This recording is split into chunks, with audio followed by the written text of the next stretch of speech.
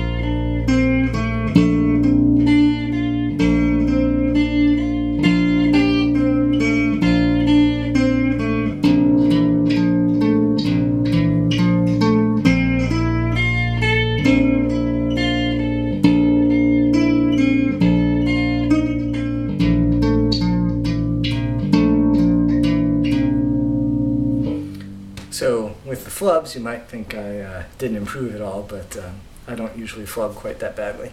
Anyway, so the 3 things I got wrong. Obviously, he said what I was doing on the left hand was too complicated, and he was absolutely right. At the same time, a lot of the exercises I did do, I feel like did aid my hand independence and getting my brain trained for that. So I think maybe I should have waited till this week to do that. Thing number 2.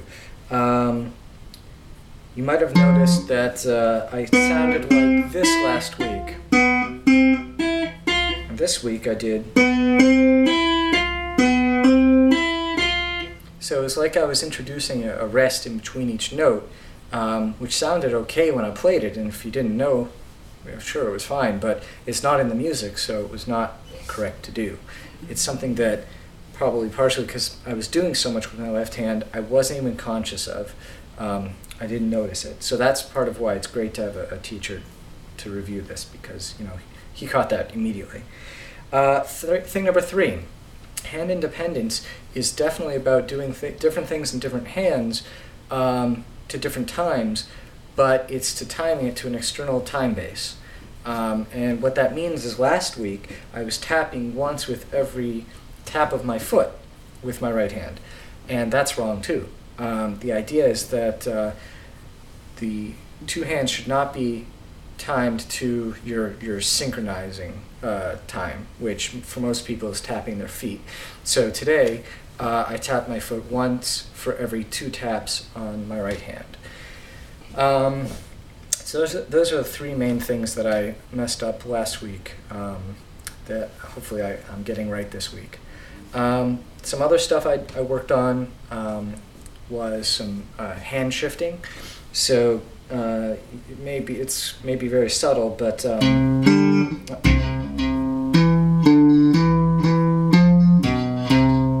so I shifted from the second finger to the first finger there. There are a bunch of techniques. So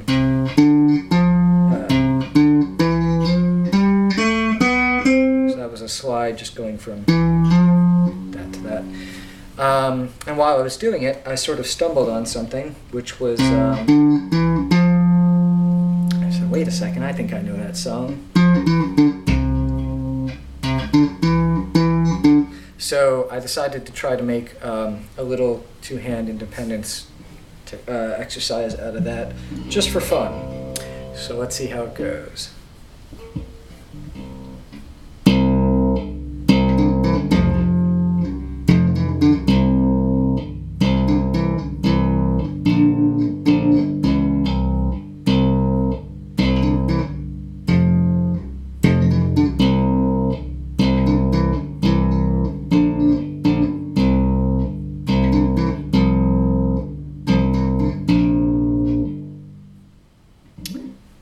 keep messing this up on the video.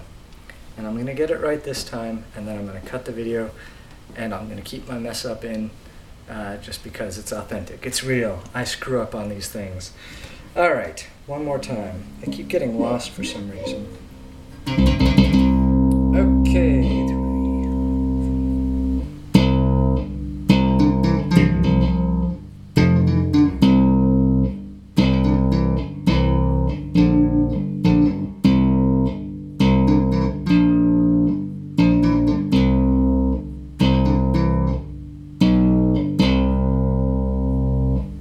Okay, not bad.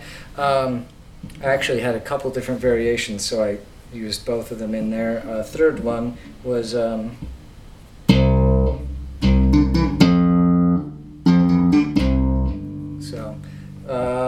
you go. That pretty much wraps up week 3. I also did some learning about scales because I don't know much about music theory, and scales seem pretty important. They pop up in lots of places, and terms involving them, like perfect fourths and, you know, flatting the fifth in a chord and that kind of thing, have been popping up all over the place. So I wanted to understand them better, and I definitely don't have a full grasp on them, but I'm starting to get there.